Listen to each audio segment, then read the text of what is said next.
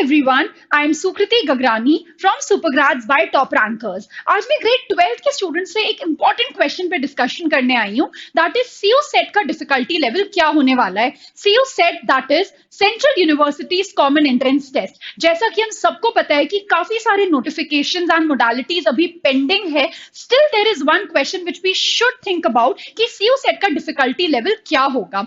Guys, किसी भी paper को जब मैं ये बोलती हूँ कि ये पेपर बहुत टफ है, उसके पीछे बहुत सारे रीजंस हो सकते हैं। जब मैं ग्रेड 10th 11th 12th में थी और मैं सब बोलती थी कि मेरा एग्जाम अच्छा नहीं गया क्योंकि पेपर बहुत डिफिकल्ट था, द मेजर रीजन वाज कि मुझे पेपर में क्वेश्चंस बहुत टफ लगे और मुझे वो क्वेश्चन सॉल्व करना नहीं आता था। या फिर ऐसा भी होता था बहुत बार कि मेरे मॉम डैड मुझसे ये पूछते थे, अच्छा उस बच्चे के तो इतने अच्छे मार्क्स आए, तुम्हारे क्यों नहीं आए। दैट मीन्स कि another reason that used to come to our mind is कि यार बहुत सारे बच्चों ने बहुत अच्छा परफॉर्म किया, इसीलिए मेरा अच्छा रिजल्ट भी मेरे पेरेंट्स को बुरा लग रहा है। एंड थर्ड रीजन वाज कि मुझे कहीं ना कहीं प्रिपरेशन का टाइम नहीं मिल पाया। स्टूडेंट्स, यही सारी चीजें एक्चुअली सीयू सेट का डिफिकल्टी लेवल तय करेंगी कि क्या रीजंस है। अगर मैं स्टार्ट करूं आपके साथ, तो major reason that is going to be there is कितने बच्चे एस्पिरेंट्स बनने वाले हैं सीयू सेट का और उनके अगेंस्ट कितनी सीट्स हैं। अपार्ट फ्रॉम दैट, पैटर्न क्या होने वाला है उस एग्जाम का। पैटर्न के अलावा हम ये भी डिस्कस करेंगे कि कितना टाइम मिल रहा है आपको इस पेपर की प्रिपरेशन करने के लिए। Starting with the first one, guys, मैंने ऐसा लिखा है कि देर आर 42 पार्टिसिपेटिंग यूनिवर्सिटीज। जो मैंने नीचे लिखा है कि 5 लाख एस्पिरेंट्स हैं, यहां पे मैं स्पेशली आपको बताना चाहती हूँ कि अभी कुछ भी नहीं पता है कि कितने एस्पिरेंट्स होंगे। ये जो 5 लाख मैंने लिखा है, ये मैंने मेनली दिल्ली यूनिवर्सिटी के स्टैटिस्टिक्स को देखते हुए लिखा है। और अगर मैं बोल रही हूँ कि 5 लाख एस्पिरेंट्स हैं, उसके अगेंस्ट दिल्ली यूनिवर्सिटी में रफली 70,000 सीट्स हैं। इसका मतलब ये है कि हर 6th स्टूडेंट का चांस है सिलेक्ट होने का।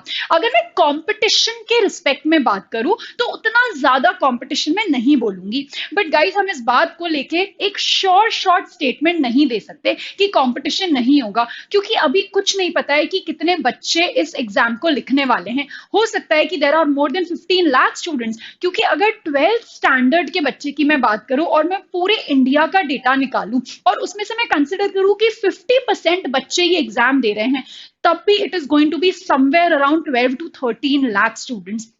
तो मुझे नहीं मालूम है अभी कि कितने बच्चे लिख रहे हैं। तो अगर इस बात को मैं 50% को लेके इंपॉर्टेंट समझूं, मतलब मैं ऐसा बोल सकती हूँ कि पेपर का लेवल काफी हद तक मॉडरेट होगा, क्योंकि हमें नहीं मालूम है कि कितने सारे बच्चे कितनी सारी सीट्स के लिए फाइट कर रहे हैं, कंपीट कर रहे हैं। तो this is one important point which you should consider. इससे कई ज्यादा इंपॉर्टेंट पॉइंट जो हमारे को दिमाग में आना चाहिए, दैट इज कि पेपर का पैटर्न कैसा है। जब मैं बचपन में ये बोलती थी कि पेपर बहुत डिफिकल्ट आया है मम्मी, इसीलिए मेरा एग्जाम अच्छा नहीं गया, इसके ऊपर अपन आज सीयू सेट के रेफरेंस में बात करेंगे। गाइस, ये जो पेपर होने वाला है रफली 3 घंटे का होगा। When I say 3 hours, it means that the first paper is going to be objective, that is general aptitude पे क्वेश्चंस पूछे जाएंगे।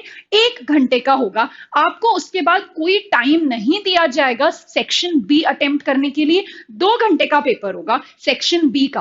When I say 2 hours, I mean that the second part of the paper is going to be domain specific. Let's say अगर आपका subject 12th class में PCB है, यानी physics, chemistry, bio, और साथ में आपने 2 और सब्जेक्ट्स चूज कर रखे हैं एज ऑप्शनल सब्जेक्ट्स, तो आपको सीयू सेट की फॉर्म फिलिंग के वक्त पे चॉइस दी जाएगी कि आप कोई भी 3 सब्जेक्ट्स चूज कर लो। आप उन 3 सब्जेक्ट्स को चूज कर सकते हो और उसके बेसिस पर ही आपको पेपर में अपीयर होना है। तो ये जो डोमेन स्पेसिफिसिटी रहेगी, ये 2 घंटे का पेपर होने वाला है।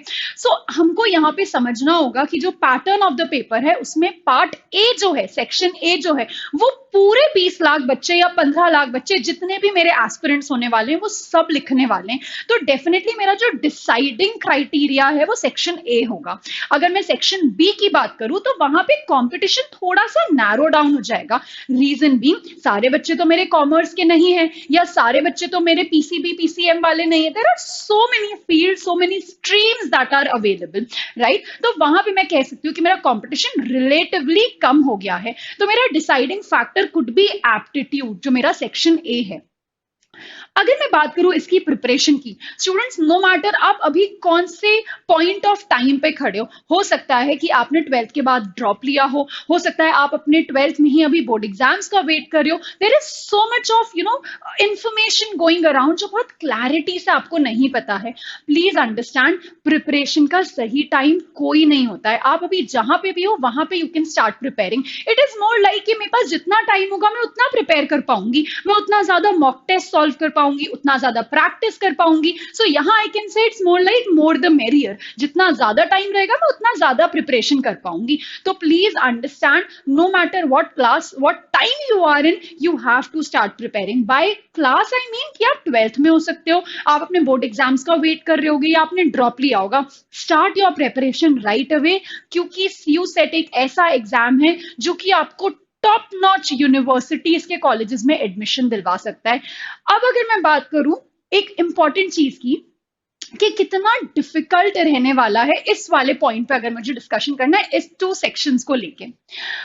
पिछले साल या उसके पहले तक जब तक सीयू सेट नहीं था, नॉर्मली दिल्ली यूनिवर्सिटी, जामिया मिलिया इस्लामिया, ये जितनी बड़ी यूनिवर्सिटीज हैं, इनके जो सिलेक्शन का क्राइटेरिया था that was majorly based on your 12th class का कट ऑफ। क्या आपको लगता है जहां पे 98 99 टाइप का कट ऑफ जा रहा है, जैसे Shri Ram college of commerce, इस टाइप की जगहों पे, क्या वहां पे सडनली पेपर को बहुत इजी कर दिया जाएगा? I don't think so. It means कि बहुत ज्यादा इजी हम पेपर को नहीं कर सकते। लेकिन क्या ये मैं बोलूंगी कि सीयू सेट पहली बार हो रहा है और पहली बार में it is going to be a bang on difficult paper? क्या ये पॉसिबल है? That is also not going to be the case, क्योंकि government is also trying CUET for the first time, जिसमें इतना बड़ा नंबर, इतने ज्यादा aspirants हैं। So considering this fact, I would say कि the paper is going to be pretty much moderate. We have to understand this point. तो pattern of the paper पे मैंने डिस्कशन कर लिया है। Last and the most important time की board exams और आपके सीयू सेट एग्जाम के बीच में प्रेपरेशन टाइम क्या होने वाला है। गाइस, प्रेपरेशन टाइम शायद बहुत ना मिले, क्योंकि अभी तक कोई नोटिफिकेशन डेट को लेके नहीं आई है। सिंस डेट को लेके कोई नोटिफिकेशन नहीं है, therefore it can be in the month of June, it can be in the month of July में, कभी भी हो सकता है। तो अगर आपको प्रेपरेशन का टाइम बहुत ज्यादा नहीं मिल रहा है, so there can be 2 things. या तो गवर्नमेंट और the testing bodies, testing agencies are thinking कि अभी से बच्चे प्रिपरेशन कर ही रहे होंगे, अगर मैं अभी से लेके मई तक का टाइम कंसिडर करूं तो there is a lot of time, 2 to 3 months आपके पास हैं। लेकिन कुछ जगहों पे ये थॉट्स भी होंगे कि बच्चे बोर्ड एग्जाम्स के बाद में स्टार्ट कर रहे हैं प्रिपरेशन, तो वहां मेरे पास टाइम तो बहुत कम बचा है। In that case again I would definitely say the paper of CUET is going to be pretty much moderate. फिर बोलूंगी, ये कोई परमानेंट या श्योर शॉर्ट स्टेटमेंट नहीं है, ये सिर्फ अंडरस्टैंडिंग है। जो भी अभी मोडालिटीज आ चुकी हैं या देख रहे हैं कि पिछले साल के पेपर्स कैसे थे, उनके बेसिस पे I could make this statement कि I am not expecting that CUET paper is going to be very difficult और extremely competitive. Rather I would say it is going to be more towards a moderate end. I think these are the 3 most important points that you should consider. Start your CU set preparation. Please end तक का wait मत करो, शायद उतना time ना मिले। हमें अभी से पता है कि पैटर्न क्या है, जनरल एप्टीट्यूड पे प्रिपरेशन स्टार्ट की जा सकती है, क्योंकि that is going to be your selection criteria. तो इन सारी चीजों को ध्यान में रखते हुए अपनी प्रिपरेशन को स्टार्ट करो इसी वक्त पे। Subscribe to our CU set channel, जहां पे आप बाय सुपरग्रेड्स, जहां पे आपको टिप्स मिलेंगी, ट्रिक्स मिलेंगी कि कैसे इसको प्रिपेयर किया जाए, एग्जाम को प्रिपेयर करने का सही तरीका क्या है।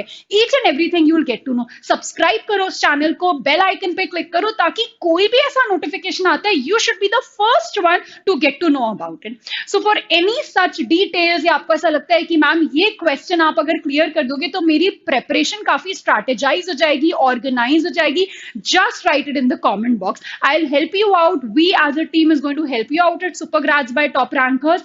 Just subscribe to our channel. Thank you.